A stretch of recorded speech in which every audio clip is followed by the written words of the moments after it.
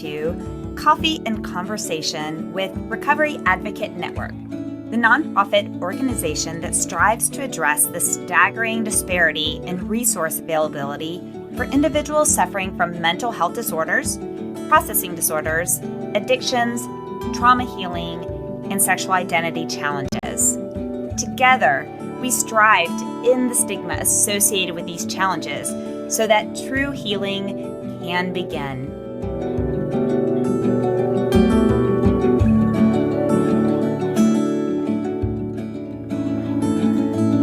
Welcome back to Coffee and Conversation. I'm your host, and I welcome you to episode number 6. Today's podcast focuses on demystifying sex addiction. We are thrilled to have our guest, Jason, the host of the Sex Addicts Recovery Podcast, joining us today. Since this episode talks about sex addiction, it may be triggering to some listeners. If you feel triggered, we encourage you to contact your support system, therapist, national and community support groups, the Global Crisis Text Line by texting 741-741, and/or, if in the United States, dialing 988 to reach the Suicide and Crisis Lifeline. So, what are we waiting for? Fill up your coffee and let's get started.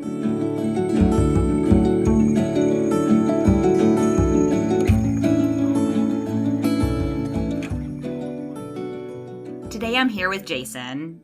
I'm going to let you in, listeners, to a little secret. So I pulled one of his tricks and started record, and then decided to use the beginning of our conversation because it was great and really ties into different pieces Jason wants to talk about. So you're going to hear us abruptly start in just a second dealing with the cloud. So here we go. Jason, take us away. I don't use a lot of cloud stuff. When I got into using phones and stuff, I didn't get my first cell phone until 2009 and my first smartphone until just maybe 2 years ago. And so I'm not used to using the cloud for anything. So it's just like I'm old school, thinking of Battlestar Galactica. I don't know if you've seen that the one ship that escapes the virus is because they're not wired into the network. They're just kind of off on their own thing. And so that's why, some of the things I don't use the cloud for. So.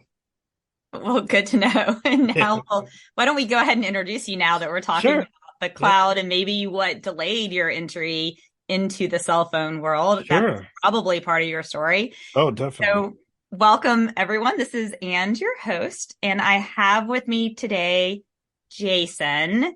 And Jason, why don't you just kick off and introduce yourself and tell us a little bit about why you're here on the podcast today?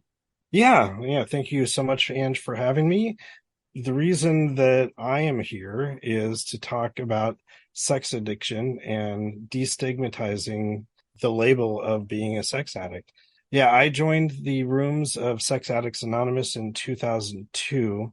A lot of my acting out, that is basically what we call using. So whether it's drinking alcohol, using drugs, acting out with pornography is what got me into the rooms of SAA. When I was a child growing up, I had magazines and VHS tapes and moving to DVDs. But once the internet started, that's where things just went kaplooey for me. And so coming into the rooms, I have not been using a lot of technology. I kept myself off the internet for quite some time, off of social media for a long time. So yeah, I did not have a cell phone until about 2009. Then it was a dumb phone, so I could use it for making calls and texting. And I did not want to have a smartphone because I knew some of the times that I've been able to sneak a glance at a smartphone has got me in trouble before. So I chose to stay away from it, but eventually it came to a point where I definitely had to move and migrate over to using a smartphone. And I love it, but there's a lot of things that I'm still hesitant to use. I think the irony of the start of this conversation, which was, are we going to record on the cloud or are we going to do it on the laptop? And Jason Hmm. mentioning, I do it on my computer, not on the cloud, which started this conversation. What is really interesting is you have a lot of input and help and assistance in kicking off this podcast. Yeah, As yeah. we were friends, and you run a very successful, amazing podcast. When we Recovery Advocate Network said the webinars are really a challenge, we don't want to delay getting the message out to people by waiting to have 3 people together at one time on a webinar. We want to get the information out sooner and expand the voice network that we had. And so the decision was made, hey, let's move this into a podcast, which I thought would be really easy. I'm very tech savvy. How hard can it be? Yeah. And it is, on one hand, very easy. And on another hand, it really helped because you walked me through every Hmm. single step. And even with that, it took a long time and a lot of work for me to get the first couple episodes out. And so first, I just want to kick off and say how grateful we are at RAN for your help, because we would not be now on this episode and have the other ones out there if it weren't for you and your volunteer time. So grateful for that. Yeah, And you're nice, very, glad you moved away from just being on dumb phones and into the yeah, computer yeah. world again. Yeah, you're very welcome. Yeah, I started podcasting back in 2012. That was my first foray into doing stuff like that. I've been listening to podcasts since probably around 2005. Most of the podcasts I was listening to back then were on entertainment issues, I mean, things following TV shows. Eventually, I found recovery podcasts and really enjoyed that. And most of them were around alcoholism, drug use, and the message was awesome, but a lot of the behavioral stuff I didn't really identify with. And for years and years, I had been searching for good podcasts around that cover the topic of sex addiction. And today, there are quite a few out there, but back when I was looking, I couldn't find anything. So, yeah, my first foray into podcasting was covering a TV show. I did that with my wife, and the learning curve was kind of steep at that point, just trying to figure out how to record, how to edit, how to post things. Once I got that down, I realized that I could take the the then knowledge that I had in my program. You know, I'd been working in the program at that point for close to 15 years as part of my 12th step, carrying the message to other sex addicts who are still suffering. I wanted to get the message out that there are ways of recovering from this. So I decided to put forth the idea to my local intergroup that I would like to do a podcast around this. And it took several years for me to get that launched. Can you describe There, for those who are, especially our audience is varied across all yeah, areas. And so some of our listeners may be aware of what an intergroup is or how a 12-step organization works, while others are not. So maybe just give a little bit of a description about how that works to get things approved and what journey you went through on that. yeah, sure. So yeah, a lot of the meetings, an individual group is something that you can join at a regular level. Any 12-step group has a number of meetings, so we count that as a local meeting or a local group. In the Bay Area where I live, we have over 65 meetings. We have one thing called intergroup, which covers all of the meetings around the Bay Area, the business at hand for them. We run a website. We have phone lines that we cover and emails at a local level. There's also the international level, but I'm just talking about at the local level. I've been working with our intergroup for a number of years. We run various projects throughout the years of different ways of getting the message out about sex addiction. We've gone to therapists' offices and given them brochures about us. So when they have a client that comes in, they can be referred to our meetings and our meeting lists, some of the literature about what our program is all about. And so we are basically looking at the 12 steps, the way Alcoholics Anonymous set up the 12-step programs. And there are, oh God, I don't know how many different types of 12-step meetings or types of groups out there, but there, covers marijuana, covers gambling, covers eating disorder, yeah, self-harm. yeah. I joined ones in those areas, all off of the premise of AA. And I've often said, wow, if I were Bill W.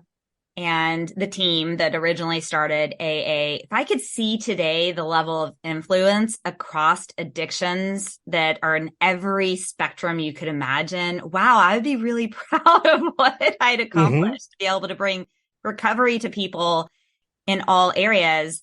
And I think that in society, one of the things that Rand is really passionate about is reducing the stigma. So I love this topic right here about reducing the stigma of sex addiction, because I find that it becomes easy to talk in the general population about alcoholism, marijuana use, or narcotics and those things. It's as if that has become so well known, it's almost more accepted. Whereas some of the other areas that you mentioned, such as sex addiction, eating disorders, self-harm, those are some areas that the addiction can be equally as strong. And yet a lot of individuals don't know that it's out there, that the help is out there, and don't really understand what it means. And I think one thing is you're continuing to carry on with your conversation, because I did kind of interrupt and you were on a thread. So hopefully we can get back to that thread. Yeah. But I would love to hear a little bit as well about what your idea is with the podcast and helping to destigmatize it as well, sex addiction. So maybe back to your original thought, if I didn't talk too much. I'll see if I can go back to what I was thinking about and segue into that. Yeah, just thinking about the friends that I grew up with. I've known them since we were maybe 18 months old, and we've grown up with each other. My two best friends found the rooms of Alcoholics Anonymous and Narcotics Anonymous decades before I found the room of Sex Addicts Anonymous. In talking with them around some of the core beliefs, the fears and resentments and other underlying issues, the issues are the same. It's just the Band-Aid that we put over it is different. Taking a drink, one of my friends had an issue with heroin to numb the pain. For me, right around that time, my parents were getting divorced, and I was going through a lot of stuff, and I had found the pleasure of masturbation. That gave me a sense of relief. I love masturbation. I think it is a very healthy behavior, but how I tend to use it, or what it's coupled with, can be damaging. So I have different ways that it's a healthy behavior for me currently, other ways where it is very damaging. One of the things that I like to do before getting to destigmatizing sex addiction is that talking to my friends, their whole group of friends were all 12-step related. And so we would have these wonderful conversations, but I never let them know what my problem was. And it was such a difficult thing to talk about. I'm in a number of recovery groups on social media. It's hard for me, or it was hard for me, to say, hey, I have issues with pornography and intimacy issues, fears of intimacy. Talking about that in a public forum was really, really scary.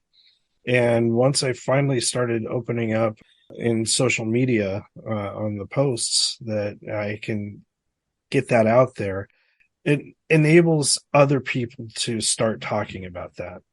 Putting out the podcast and talking about the various forms sex addiction takes. It could be, for me, it was pornography and also issues with voyeurism. Some people have issues with anonymous sex, some people with serialized cheating on their partners.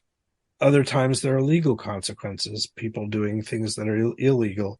In the minds of the public, when we see things on the news that someone is gotten in trouble because of sex issues, whether it's a public figure or if it's someone that ends up on something like Megan's List. That I'm not familiar with Megan's List. What is Megan's List? Megan's List is a list of people who are registered sex offenders. They need to notify the area of where they're living, and so there's a list of known sexual offenses, and that could be rapists, that could be people with other very, very damaging, very harmful behaviors. Like and child molesters or... Yes. So yeah, in the eyes of the public, when they hear sex addict, that's what they think of. They don't think of the person who has a fear of intimacy and would rather choose pornography over a relationship with a person. There are many different ways that sex addiction can take form. But yeah, for me, just being able to talk about one aspect of it enables other people to say, oh yeah, me too. And then as I've had many different guests on the podcast and through my years of talking to people in the program, we get all sorts of different stories, but occasionally you'll hear that story. It's like, wow, I thought I was the only one. For me, going to my first meeting, I did not know what to expect.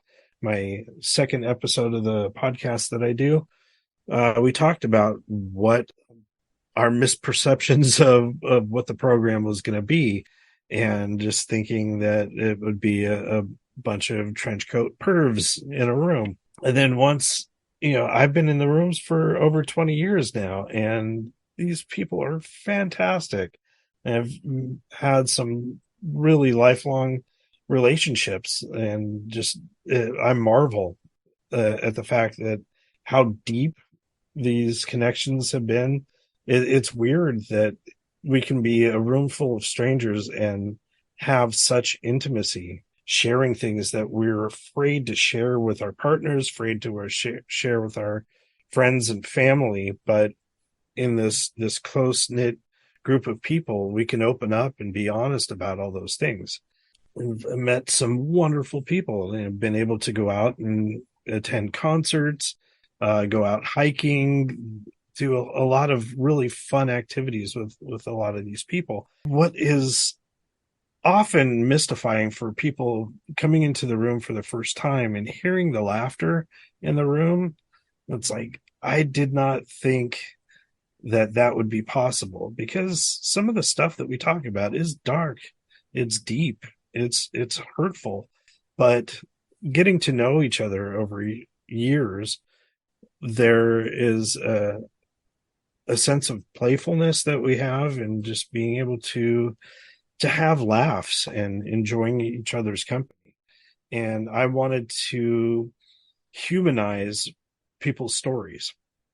And so if I just, one of the first ideas about doing the podcast was just to read out information about what sex addiction is. And it seemed like that would be rather boring. Yeah, that would probably not be a sustainable podcast for very... Right. Yeah. So the way that I like to humanize is, to talk to people, and not only about what brought them into the program, but some of the other things that they're doing in their lives.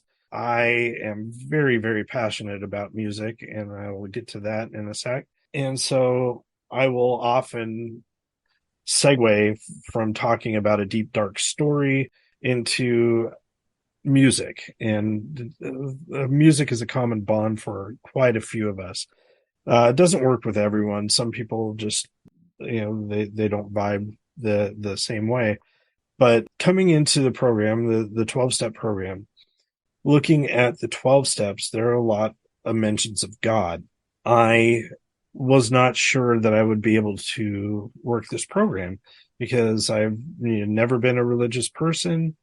I have had family members that were Bible thumpers, and the Bible is fantastic, but my uncle was a damaging person who would show up at pride parades and be a protester. Got arrested several times, and his definition of God was not something that I sought out.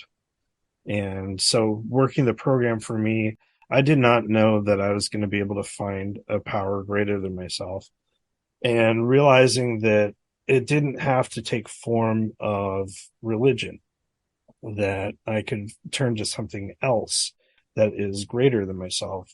I opened up to two different things. One was being out in nature, hiking. Anytime I go to Yosemite, it's just so awe-inspiring to be there. When I'm at the ocean or around a lake, I feel a sense of peace. And so this realm is greater than myself.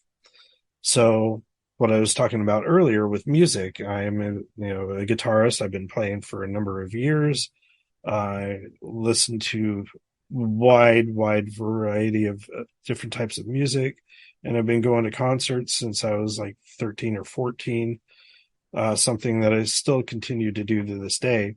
I have had some spiritual experiences with live music, with playing music, with laying on my couch with my headphones on.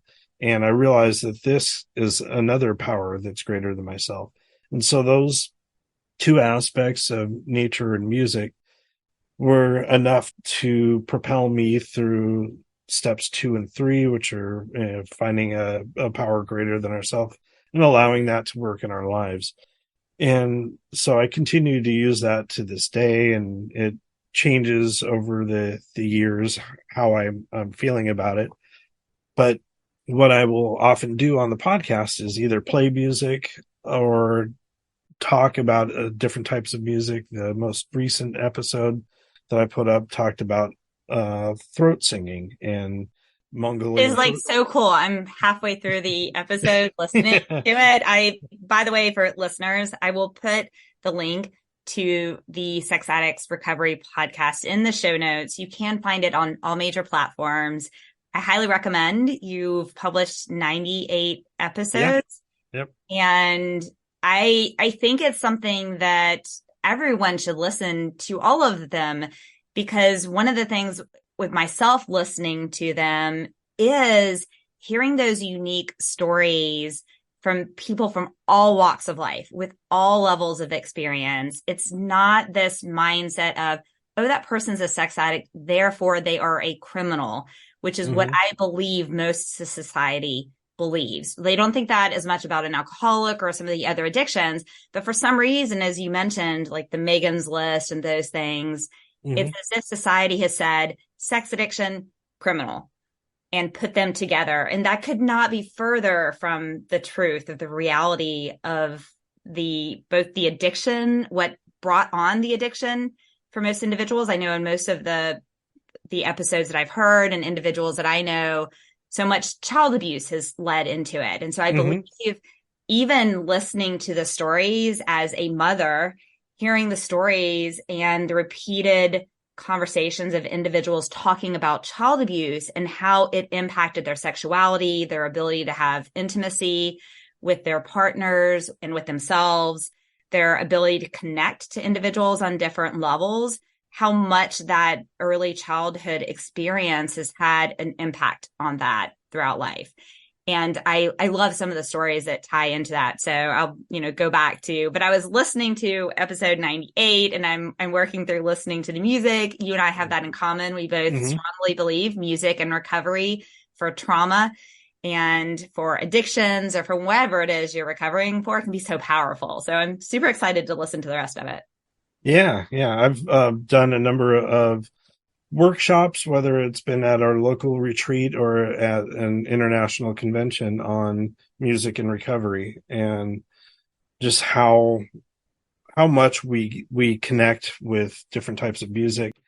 For me, just hearing the messages in some of the songs has been an amazing gift. And one of the things you had prompted me earlier about was an inspirational quote, and I've got a couple that come from songs, and in my workshops I've got just like a whole list of them. But one of them for motivation, my favorite band is Tool, and the song Lateralus, there's a line in there: spiral out, keep going. And that's like what goes on in my head when I need that motivation just to keep moving. And so, yeah, I love that one. Michael Franti and Spearhead have a song called It's Never Too Late. And this is the one that I was thinking was perfect for this, is it's never too late to start the day over. So there are times where someone's lost sobriety or things aren't working out. It's just the worst day possible.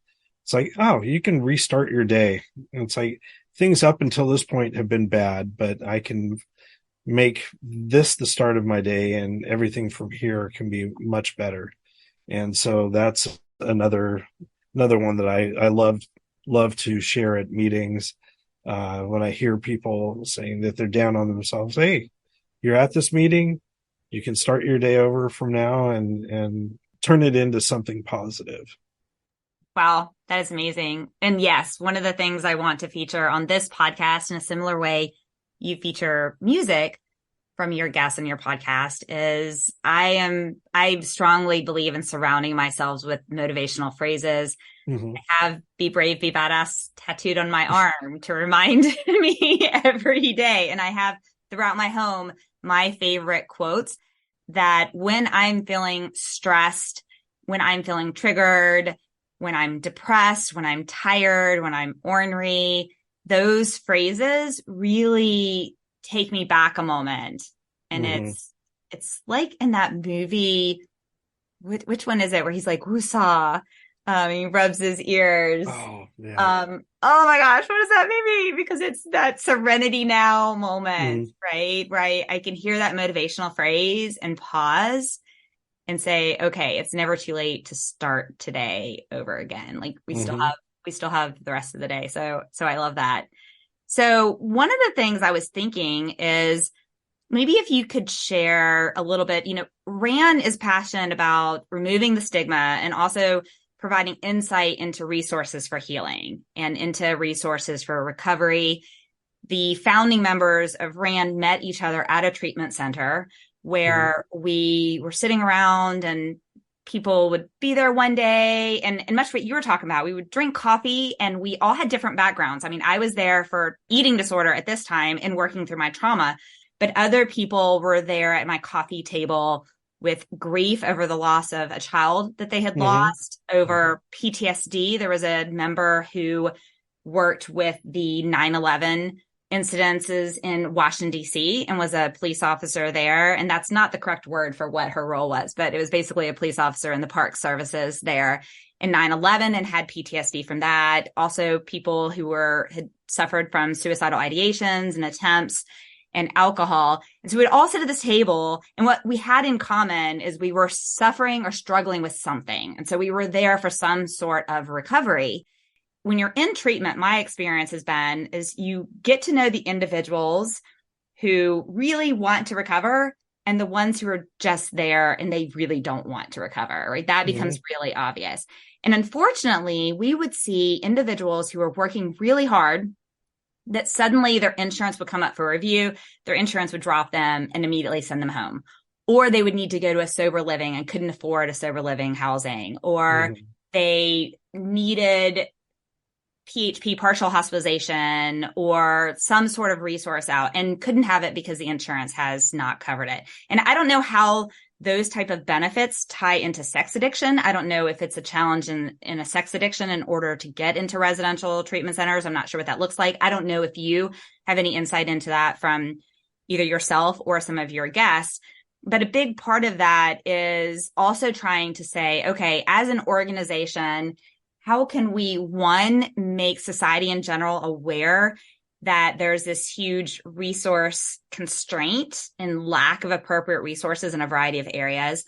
And then how can we also allow those individuals to have their own voice and to be able to understand this? So once again, you don't at some point think sex addict, that means they're a criminal, right? You get a little educated within it. And so I think a question for you is, do you have any experience if someone comes into the program, they need assistance? Do you know what that journey would look like for someone if they went into treatment or didn't go into treatment? What advice or thoughts would you provide? I don't have much experience around treatment centers, but I do know that there's the Meadows and Gentle Path, two places that a lot of people will come to meetings, realize that they need to go to a treatment center and get help. Yeah, I have no clue on the insurance aspect. The podcast that I do and everything is from a specific 12-step program, SAA, Sex Addicts Anonymous. There are other 12-step programs, SLAA, Sex and Love Addicts Anonymous, Sexaholics Anonymous, which is SA, Sexual Compulsives Anonymous, SCA. And so a lot of these, they're basically focused on their own programs. So I don't deal a lot with the treatment centers, but a lot of people do go to the treatment centers, and once they're out, they start looking for meetings. And it was difficult for a long time pre-pandemic that people had to find a local meeting once they got released and back to their home. Unfortunately, a lot of areas don't have a lot of in-person meetings. And so one of the wonderful things about Zoom is that meetings have popped up all over the place, all different time zones. And so people have, as soon as they get out of a treatment center, they have a place to go where they can connect with other sex addicts.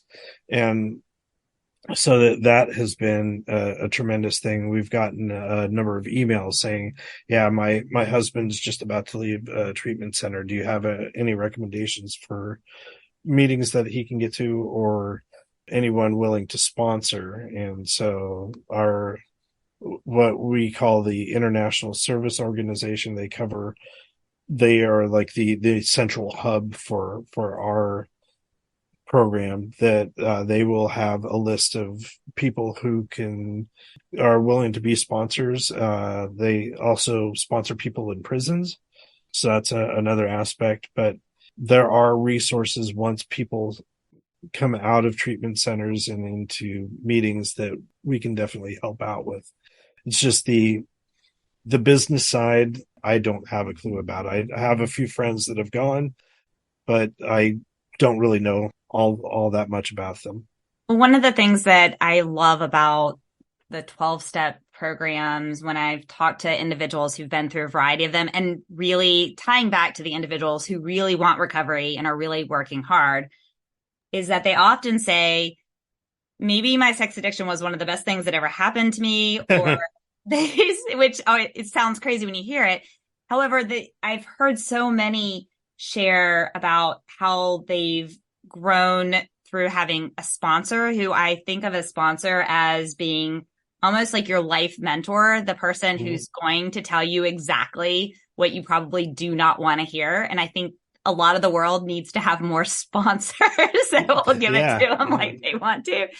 And also processes through resentments and things like that. So maybe if you could share a little bit about, how do you think that your life has improved as a human being through being in the program and walking through the steps and developing the relationships? What are a few things that you would call out? Oh, geez. There's so many. Like I was mentioning earlier, coming into the program as an agnostic, I did not think I would find a spiritual path for myself. And that has been a gift of the program. Being able to empathize with others, especially with my wife, and see the damage that my actions have done. I was completely oblivious to that, to have any sense of the damages that I've done in other people's lives, being able to work the steps and realize those things. And then when I recognize that in others, to be able to call them out on their stuff and say, hey, you might want to think about it this way. Those are some things, but just the steps themselves. I am not a particularly deep resentful person. I don't carry a lot of long-term resentments, but boy, do they come up on a daily basis in the moment. In looking at traffic, for instance, that I can carry some huge resentments for someone that cut me off, or someone that didn't use his blinker, and things like that. And now that I've got steps and tools to kind of work through that, and it's like, okay, it's not that person. What inside of me is causing me to react that way? And it's, oh yeah, I'm being impatient, and it's something that I can work on myself. So there's like several little things there. I did not have a lot of fears coming into this program until I realized what fears are, and came up with a whole list. One of the things that I wanted to talk about that I didn't really get into was intimacy avoidance. I am an intimacy and sexual avoidant, sometimes abbreviated as ISA. It used to be, some people will refer to it as sexual anorexia. For me, it's easier for me to be sexual with inanimate things like a screen than it is to make myself vulnerable to another human being. That is not really great for having a relationship. And so being able to identify that, it was several years into the program. I'd been sober for a number of years, but I hadn't worked on any of the intimacy fears, the underlying causes for a lot of that, and being able to work through that and open up a dialogue between me and my wife, and different tools at my disposal to help through that. That has been a tremendous gift. And that's one of the things that a lot of people are starting to explore. And we often talk about it as the acting out, the behaviors that brought us into the program. Pornography, anonymous sex, etc., is the tip of the iceberg above the water, and below the water level is all of the underlying intimacy fears and issues. It is an intimacy disorder. And so being able to identify and work through that is such a tremendous gift of this program. The next episode right before this is going to be on self-care. And then we're going to publish this episode. And then the following one will be on gender identity challenges and the mental health impact. I know that a lot of the gender identity challenges also show up in the sex addiction arena. Yes. Individuals in there. And so I don't know if you have any thoughts or any advice if you were to give to someone who may struggle in those areas, and maybe encourage them to check out an SAA meeting to see if they might be able to find some common ground with some individuals there. That has been an eye-opening experience for me over the past couple of years. I identify as he and him.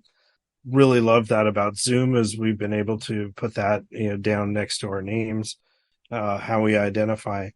Yeah, I remember pre-pandemic that we had a trans woman show up at one of our meetings, and she was welcomed in, and just getting to know trans people and people that are non-binary. I have a family member who is non-binary, and I know several of my guests on the podcast have had a couple of guests have been non-binary, and a few have had children that are going through those issues. And so it's something that I'm deeply passionate about in terms of calling out stuff when I see some ignorance around that. But having a safe space for any individual coming into a meeting, regardless of how they identify, is something that I'm really passionate about. A lot of our languages in our scripts called out, we're a group of men and women, and we have since changed that to a group of individuals. And there are other things that we've changed our language around. I can remember one of the meetings that I go to is a men's only meeting, and someone who appearance wise looked female, but she identified as being male. And we said, as long as you identify as being a man, you're welcome here in this meeting. And so for some of us, some people, it's taken a long while to get through that, work through those issues. But it's a gift of this program that has really opened me up to all sorts of different types of people, and knowing that they're all welcome. We do have several meetings that are open just to LGBTQ, some that are just for those that identify as a woman, some for only those that identify as men.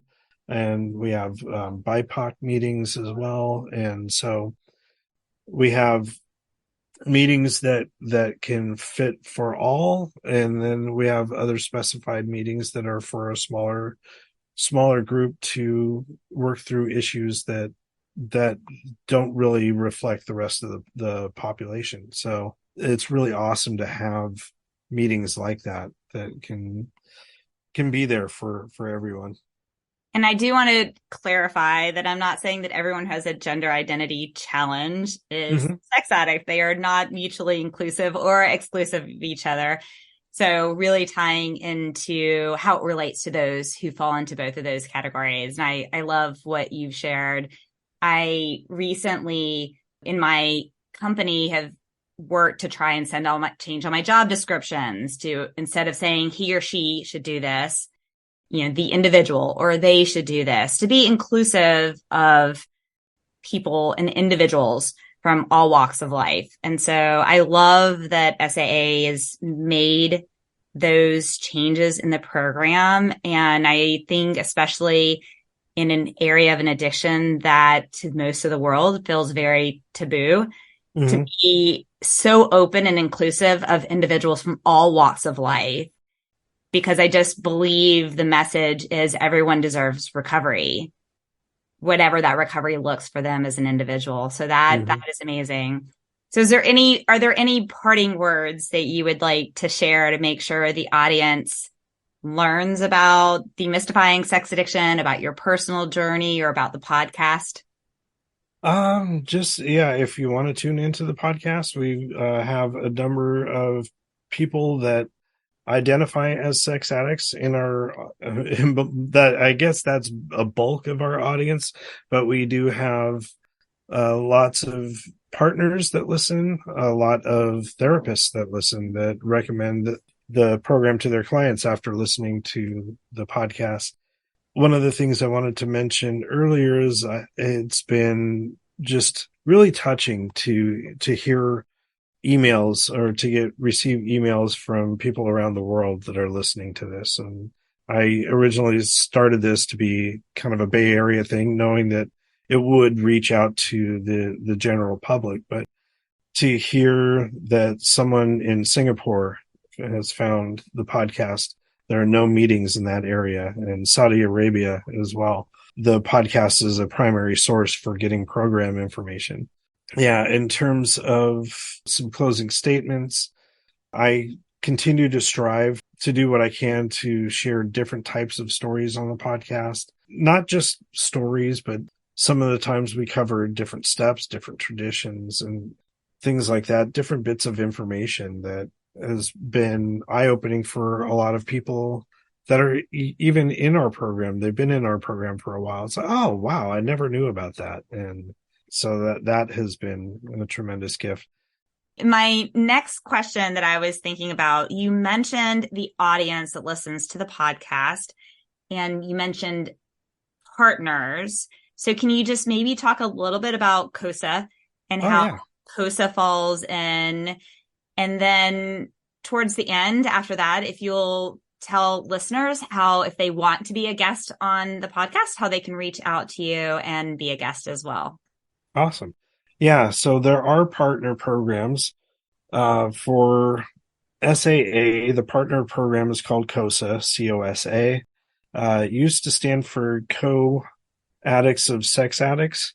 Now COSA doesn't really stand for anything, and I'll get to that in a minute. There are other partner programs like S-Anon, which is similar to Al-Anon for Alcoholics Anonymous.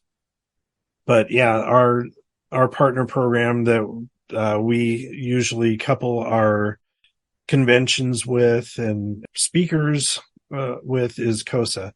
And COSA is for anyone whose lives have been affected by sex addiction.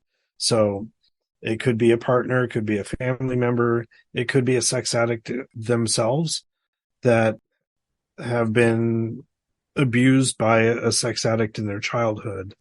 So there are lots of different types of people that show up at COSA meetings.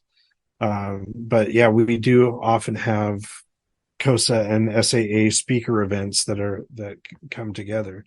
So that program has been a tremendous gift for a lot of partners, a lot of family members. So yeah, I do share stories of COSAs on the podcast, as well as most of them are from sex addicts. But if other people do want to share their story of sex addiction, whether they're a partner or an addict themselves, you can reach me at jason@sexaddictsrecoverypod.com. And I also have another email for people that have listened to the podcast that want to provide feedback. And we have feedback at sexaddictsrecoverypod.com.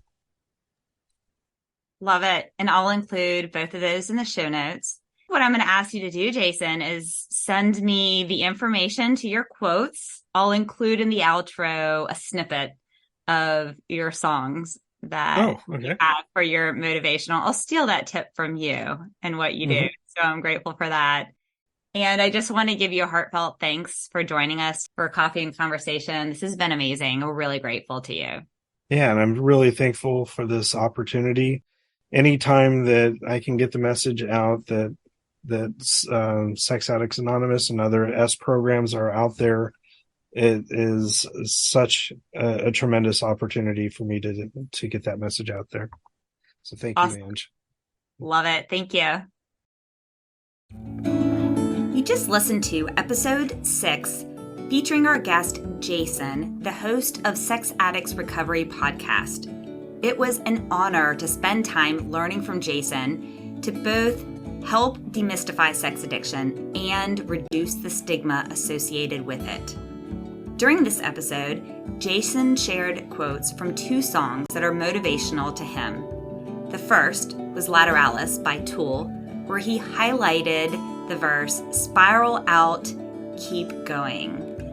So Lateralus, in the second half of the song, says, "I embrace my desire to feel the rhythm, to feel connected, enough to step aside and weep like a widow, to feel inspired, to fathom the power, to witness the beauty, to bathe in the fountain, to swing on the spiral, to swing on the spiral, to swing on the spiral of our divinity and still be a human. With my feet upon the ground, I lose myself between the sounds and open wide. To suck it in, I feel it move across my skin. I'm reaching up and reaching out. I'm reaching for the random or whatever will bewilder me. Whatever will bewilder me. And following our will and wind, we may just go where no one's been. We'll ride the spiral to the end and may just go where no one's been. Spiral out, keep going. Spiral out, keep going. Spiral out, keep going. Spiral out, keep going." The second song that Jason listed as a motivational quote song to him is "It's Never Too Late" by Michael Franti and Spearhead. And the quote he wanted to share with the audience is, It's never too late to start the day over. It's never too late to pick up the phone. Pick up the phone and call me. It's never too late to lay your head down on my shoulders. It's never too late to come on home. Come on home. Wow, Jason, those are some great songs and some great lyrics, and we are really grateful for you spending your time with us today. I want to share a few links to some of the resources that Jason mentioned during the episode. The first is for the support group resources for both SAA and COSA. To find out more about SAA, reach out to saa-recovery.org. And to learn about COSA, reach out to cosa-recovery.org. If you would like to listen to the Sex Addicts Recovery Podcast, or perhaps be a guest, the links to find it are sexaddictsrecoverypod.com, or you can listen directly at bayareasaa.org/podcast. You can also find it on a YouTube playlist, which I will include the link in the show notes.